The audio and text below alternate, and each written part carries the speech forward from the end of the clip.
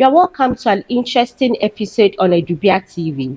Today we have with us an interesting, a very knowledgeable, and a great man who is the highest chief priest of the Galand. When he speaks Edrobian Kadem, he is with us today so that we talk about his life, he becoming the chief priest, how his journey has been, and how it's going, and what the future holds for him and the whole Ga people. We will talk about the history of the Ga people as well. So please stay tuned and then enjoy the show. Please subscribe to Edubia TV on YouTube, like our videos, watch, share, and also comment, and then suggest anything you want us to do. The name of our personality today is Numo Akwamensa III, who is the highest chief priest of the Galand. He is with us today, and we are very privileged to have him on the show. Nana, please, you're welcome to the show. Thank you. Okay. Nana, how are you doing? I'm doing fine. What can we say about you? Okay. When we talk of priesthood in Ghana, the priests are the custodians of the Ghana tradition and culture. Okay. They are the um, people or particular people who practice the full application of the spiritual aspects, the traditional, the customary aspects of our life as the Ghana people. Okay. And then the highest chief priest is the father to all the priests because we have a lot of priests within the Ghana settlement. Okay. We have the state priests, we have the clan priests, and then we have the um, deity priests. Okay. So these are the type of priests that we have. Okay. And then the highest chief priest is the father to all of them. Okay. Okay. What are some of the criteria that is considered before one can become the highest Ga chief priest of the land? The highest Ghana chief priest of the land, if I should say, is the Nai-Wulong, Okay. and that is the sole prerogative right to the Nai clan. Okay. They are the people, a clan that always produces the highest chief priest of the Ghana. So now we have a particular lineage. We have a particular lineage. Okay. It should be a full member, a full clan in your DNA, everything as Nai. Okay. So you should be a Ga Oli, like Ga both Oli. mother and father side. No, we have the patrilineal system of inheritance. Okay. So we believe in the paternal side. Okay. It can be your maternal is from other tribe, but looking at your father or your paternal side, if it is you, then it's you. Okay. If it's not you, it's not you. Okay. No more. So please, who selects the chief priest, the highest chief priest? Yes. Is it the gods of the land or the family elders or leaders of the land? It is both the gods of the land and then the family elders. Okay. Sometimes we do a lot of consultations, both spiritual and then physical, to see who is next, who befits to become the 9-1 guys. Okay. So it takes time sometimes, Okay. and sometimes it do happen at a very appropriate time. Okay. When you were growing up, did you have any idea or did it ever occur to you that you would one day become the highest chief priest of the land? Did you see anything in your dreams? Were you told? Did you have any understanding or idea about the whole thing? Well, to talk of me knowing whether I would be a 9-1 or would be the highest chief priest, it's a no. Okay. Because during those times, my predecessor was alive when he has been on the stool since 1983 Oh, okay. till 2008. Okay. Now, me growing up, I grew up in the outskirts of the Kamashi. So I never grew up here. I was staying way back. My dad traveled because my dad was a teacher then. Okay. And then he's also a lover of farming. So he has been relocating Okay. from time to time. And then as he goes along with his family. Okay. So we've traveled much, much more along both in Accra, outside Accra, and sometimes outside the borders of the country because he loves that adventure. Okay. So I grew up knowing my dad to be a teacher, a professional teacher, and then a chief as well. So all what we were doing is I was brought up to become self-independent. Okay. So I took few steps into my daddy's steps that I taught for about 13 years. Oh, In okay. school. I did a little bit of IT. I Okay. did a little bit of few things before I became more creative in other aspect of life when it comes to crafts that we're doing and nail extensions, facial artists, plating of hairs and that stuff. You were doing all of that Yes, by so yourself? by myself. So becoming a priest is behind the wall for me. Okay. That I've never had a thought of becoming a priest. But lo and behold, when it got to a certain point in my life that I just had an information, a just brief information that the next priest has fallen on our nuclear family. That is my grandfather's family. Okay. Even with that, there are a whole lot of men in the family, a whole lot of guys. So I wasn't thinking that It could be you. I would become Okay. until just a day. A day happened and then it all changed the whole thing. And how did you feel about it? Initially, I felt a little bit of I thought my life was shattered because I have life's ambitions. I have things that I have started doing. I have plans for other projects, other things. And when this happened, I realized that all these things, all these plans that I have changed. But later, my dad spoke to me and said, "It is our right, Okay. and it is not his fault, but it is the choice of the God to decide who becomes the next, and it is me because they've traveled far and near to confirm, to affirmate my nomination as by the gods, but it has no chance to change. So I did not to do anything than to just get myself fully involved to start doing what we're doing. Okay. So that is how the whole thing. I can't say I have regretted. I can't say I loved it at that time because, but later on I got to know that I'm a type of person that I inspire myself. Okay. So through self-inspiration, self-motivation, I thought it wise that there is a purpose for my life here on earth.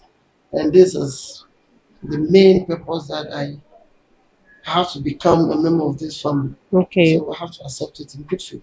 Okay. So Numo, the transition was swift but easy for you. From I don't know how to let people know How you how felt. I felt because nobody will understand me. Nobody would be in my shoes. People might think it's an opportunity. People might think it is prestigious to become this. People might think it's an honor. People might think it's a dream shattered. Every single person will have a different perception about the Okay. transition. So Okay. even if I express myself, People- I'm feeling what I'm feeling, nobody will feel that for me. Okay. So it's a swift transition and then it is here. You can't do anything about it. Okay. How far with the journey? How is it going? Being there. It has never been easy for the past 13 years because I was confined September 12, 2012 Mm, for the period of a week to 2 weeks in confinement. I have to go through a lot, okay. which um, which also changed my thoughts and then my understanding and my approach to the journey. Okay. So after my outdooring, after my induction into the traditional council, and then the acceptance of my office by the family, by the general public, by the government, I have to master a certain approach that Okay. I need not to expect the people to love me more. Okay. I need not to expect the people to do what I say or what I expect from them, but to give them what is going to sustain, Mm, to enlighten, and to change the concept okay. of the traditional livelihood of my people. Okay. So it's not easy. It has never been easy at all. Mm. No more. What are some of the do's and don'ts of being the highest God chief priest? The do's and don'ts, some are quite separate, which I can't disclose them. Okay. Even But like my being in the whites. yes, I will come to that. Okay. Some, even my immediate people in this house don't even know. Mm. Yes. It's between you It's and the between me and gods. the gods, and then the one who performed the rites of installation. Wow. It is not being disclosed to the general public. It's not being disclosed to any other person Okay. unless you are entitled to know. Okay. Then the other ones, which is limited into this very house that we're sitting, Mm. and then the other ones which are general. Let me look at the ones inside here. Okay. The ones, the do's and don'ts, that is, or what is acceptable in this house. One, we don't bring a solid salt into Okay. this house. Okay. A food that contains salt is not allowed here. Widows do not enter here unless a rite is performed for them. Mm. When you are in your menstrual cycle, you don't enter this place. Okay. When you are coming directly from a funeral, you don't enter this place. Mm. But then how will you know somebody is coming directly from the funeral? Yes, you can see from the person's appearance. Oh, okay. When you assisted somebody to the morgue, you don't enter this place. You have to cleanse yourself. Now, there's a fish in the sea we call bobo. There's a fish that has stone in the head. You don't bring them in. In fact, I don't even take it. It's a biggest taboo. Mm. We don't bring full black attire into this house. Hey. When you have Sakura, Santo, you shaved to the skin, you don't enter this house. Hey. You have to enter with a little hair on it. Wow. Also, um, there are some that we don't really do. When you are not circumcised, it will be difficult for you to enter. You can't even enter yourself. But then how will you check? That's why you can't even enter yourself. When you get to the entrance, you stop. But in case the person is not aware of these rules, You can't enter. is it hey? Then please I don't get it all. So when the person gets to the entrance of the You place, stop first. You will be prevented. You will feel something that I can't enter this place. eh? Yes, it's natural. Oh, You okay. understand? Two, when you are coming in with some bad things, like some people have some protections, but on the negative side, you Okay. can't enter. When you enter with it, it diffuses the strength. Hmm. You understand? It diffuses the strength. Okay. Another one, there are some fruits that you don't come into this house, like the blackberries. Okay. They don't Blackberries. come here. Okay. And then the other fruit we call adon. You Okay. see, it is very yellow, very scented. They sell it on the market. Okay. So over. Yeah, I've seen. Yes, that one too, you don't enter. I don't even take it. Okay. Pork doesn't come here.